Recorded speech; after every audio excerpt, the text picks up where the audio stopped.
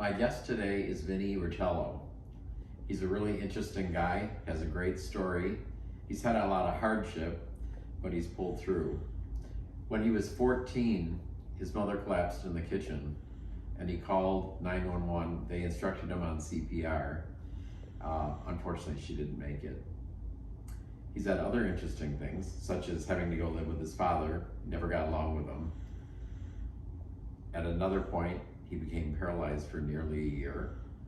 Following that, he got into drugs, tried gay porn for quite a while. But today, he's changed everything and he's a successful trainer in Palm Springs. It's a great story. I think you're going to enjoy it, and I'm happy to share it with you. Oh, by the way, make sure to do that stuff on the bottom that I've always asked you to do. So hit the comment thing and make a comment. Hit the thumbs up, and if you haven't done it, please subscribe. It helps me a lot. Thanks.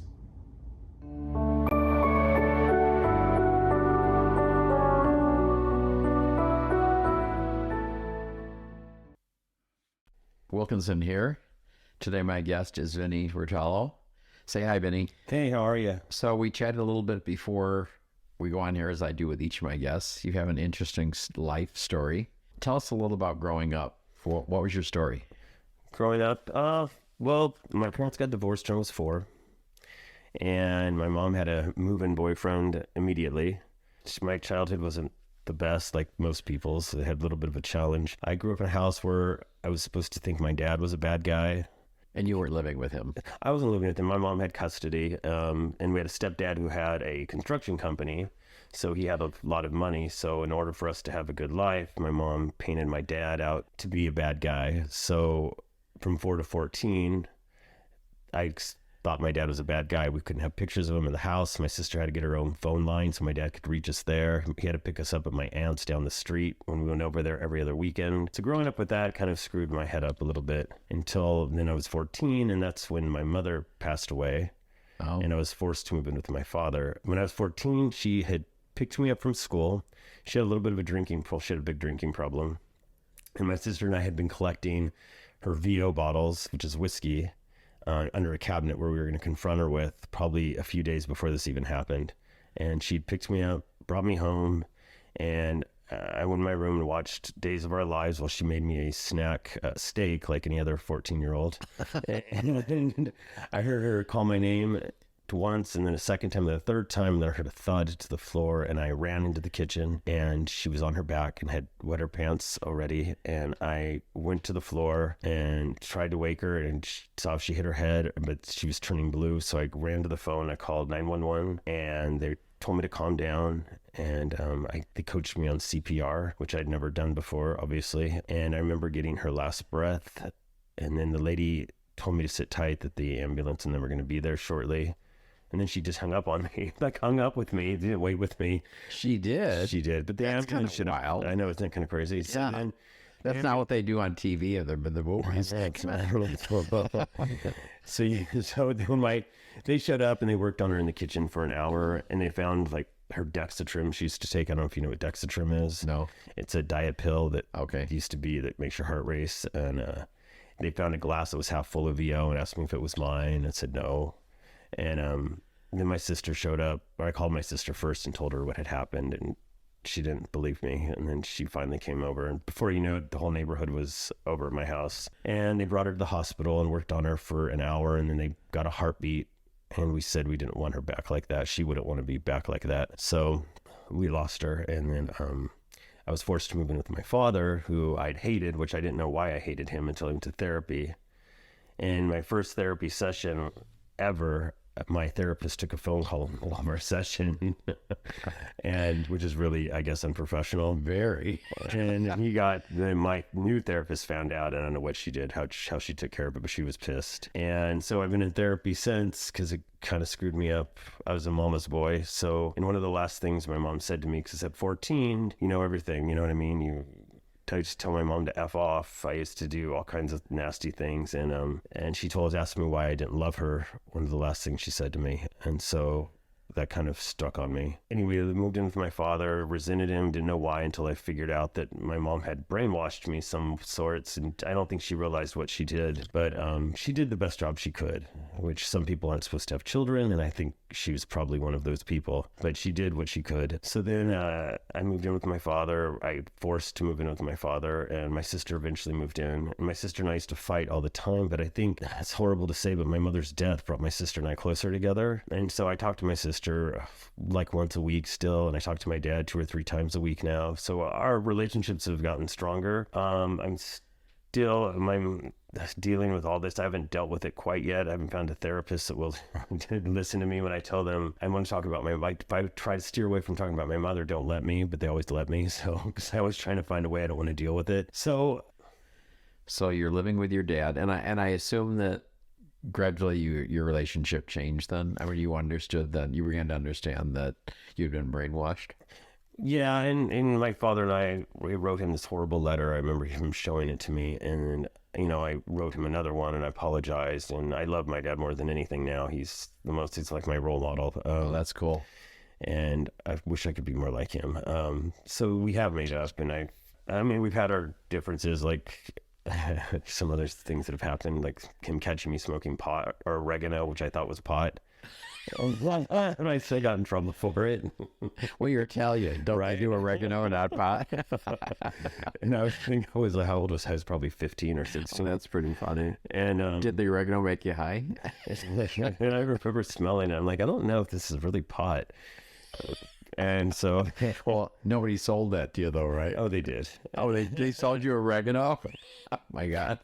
So, and then Anyway. for that, and then so then actually eventually I went to college.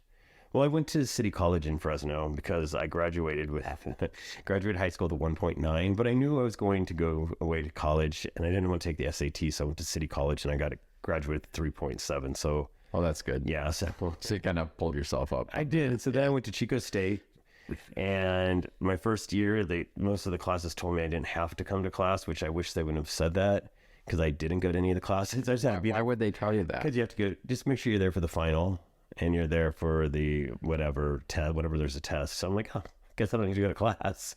So eventually I got on academic because I hate school so much. So knowing that, I figured I could just pass and just read it on my own. But clearly I didn't, because I got put on academic probation. And eventually I ended up going to the fire academy in Paradise, ironically enough. And I lived at a fire station up there. And figuring That's ironic because the fire thing burned down, right? Yeah, the whole city's gone now. So I failed the EMT test. I wanted to be a fireman so bad, but I failed the EMT test twice, so I had to leave. And then I decided to go back home, and I decided to go to the Coast Guard.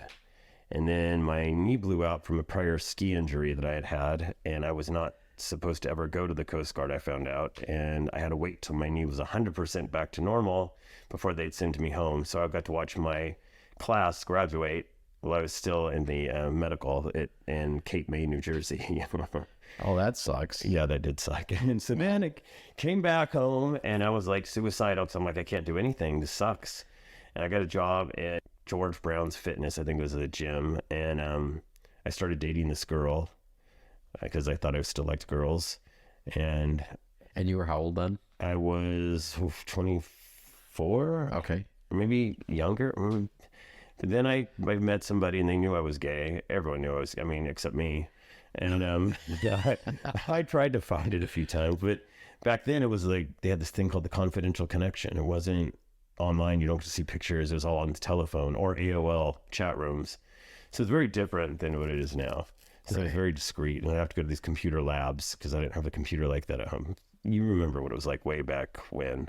I was probably married at that point. So eventually I met someone, he's like, I have a good idea. You should go to LA and try to be a trainer there. And I thought about it, and I thought, I can be myself. I could not have to worry about anything. So I got a job at Gold's Gym Hollywood, and I packed up my car. It was all based on commission, so it's kind of ballsy. I had $1,200 in my pocket. That was it. And I chanced it to go move there. And I found an apartment in this horrible area in Hollywood. Before you knew it, I was their top trainer there. And so luckily I was making money. And so then I started working there, and then I had this lady adjust my back one day because it was bugging me. This was at the gym? This is at the gym. Okay. And I'd been there for about a year now. Okay. The next day I was watching the Grammys, this was in February, I think, and I couldn't get up off the floor. And it's like, it took all my strength to pull myself up. So I called my grandma and I told her, I'm like, yeah, it's like my legs are so tired. She's like, well, you need to get your ass to the hospital, whatever. So I called my friend, said, is there any way you can come get me? Because I don't think I could drive, and take me to the Cedars. So I go to Cedars, and by now it's probably been 20 minutes. I couldn't get out of the car at all. So they had to put a wheelchair, and huge wait in the ER. I went bypassed everybody, and they brought me right back into the ER area, and they said, we're gonna have to give you a spinal tap. And so he's like, I looked at the needle and I started having a panic attack. This needle's huge. It's big, yeah. So and then they called my dad, and they said, we think your son might be paralyzed, and he might be for the rest of his life, and you might want to get down here. I already been having a panic attack, and they give me the 4 shots they give you before they give you the spinal tap were the worst. The spinal tap didn't bother me at all. And they're like, don't move. I was like, don't work me. So I couldn't move at all anyway. So they get the spinal tap, and then they did all these other tests on me, and I had a thing called Guillain-Barré syndrome, and I was in the hospital for 3 months, and they told me I'd leave out of there in a walker, but I left in a wheelchair still. Well, and how much of your body was paralyzed? So what part of your body? Probably from my teeth down.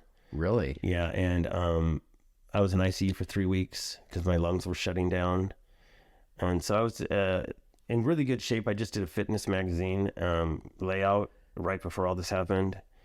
And I was meeting with an agency to maybe shoot a national commercial, and all this. And then this happened to me, and you just got to take what you can take. But I was about to give up midway through because it's so hard to breathe, and to sit up for a minute was exhausting to me. So when I told them I had on my thing to pull the plug if I have to be on a ventilator, and they convinced me to sign that and say to get rid of that. So I did, and then I figured mind over matter was the only way I was going to make it through this, and I knew I could beat it, and I did. And eventually I was learning how to walk, talk, eat right, everything again. It took 17 weeks to do that. What causes something like that? There's no known cause or cure. They have no idea. Most women in their 50s get I said in the news show, because I was on hard copy and on the local news stations for the gym in the hospital, I guess. And they did a story on me. And later to find out, 4 months before I went to the hospital, I'd gotten catastrophic insurance because my dad's insurance had cut me off.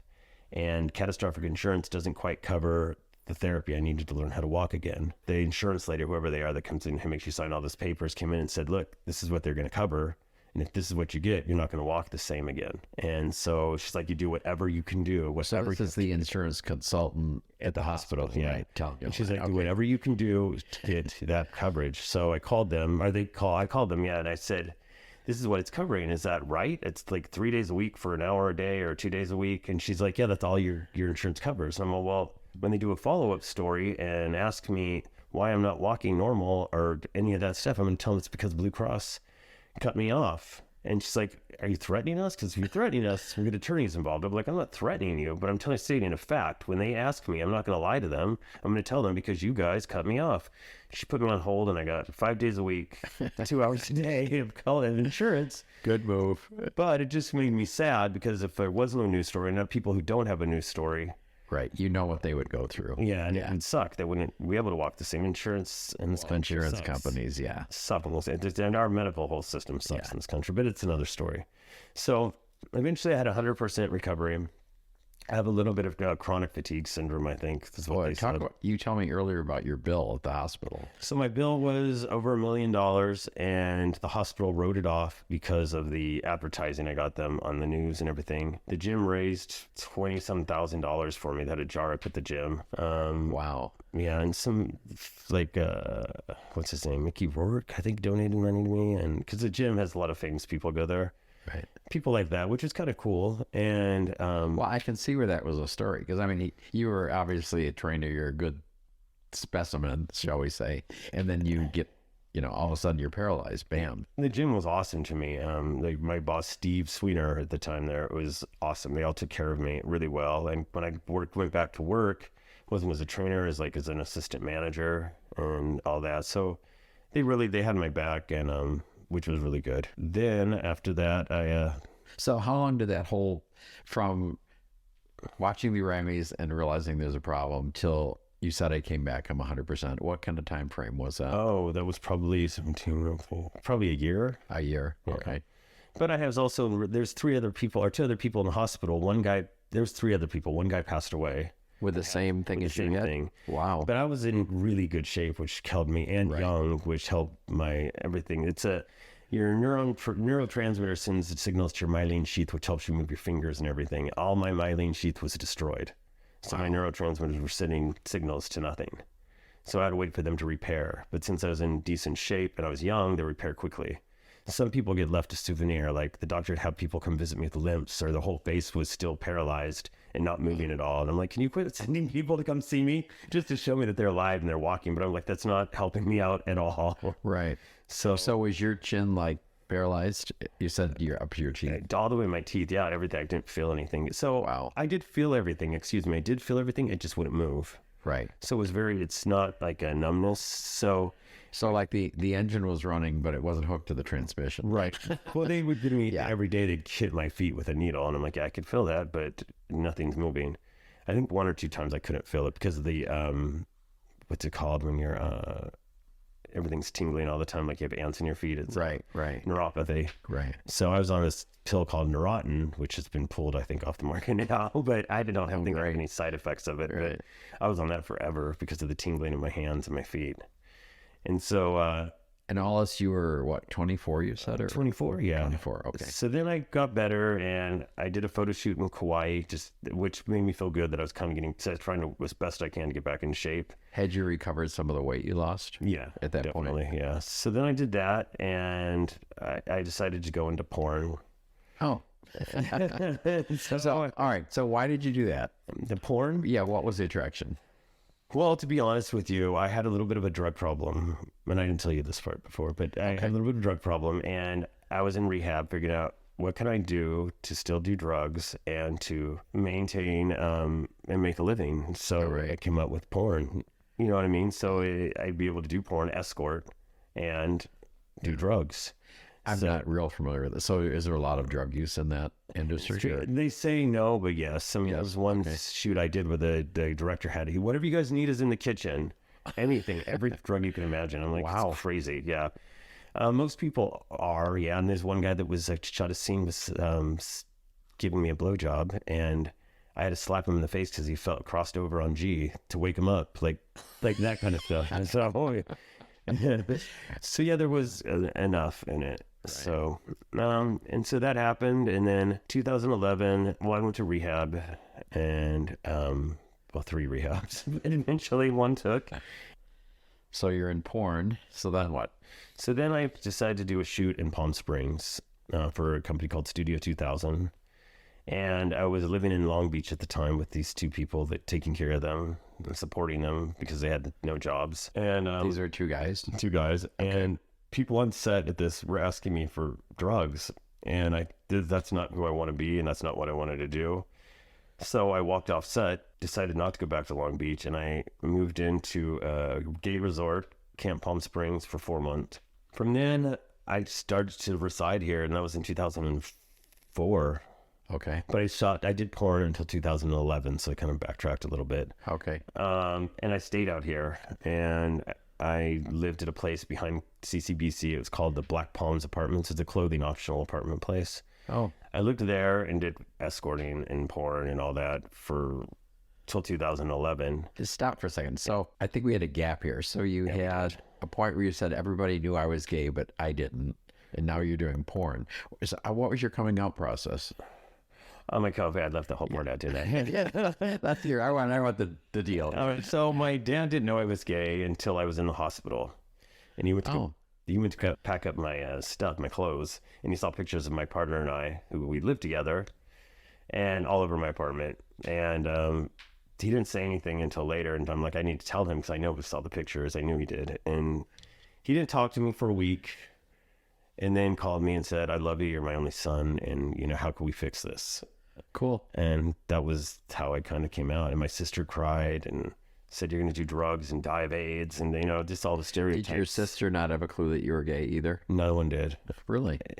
I mean, in school they made fun of me. They called me, but I guess I I've relaxed a lot more since I've been out, but no, I always had girlfriends, like cover-up girlfriends, I guess. I thought I liked girls too. I even made fun of gay people, you know what I mean? But Right.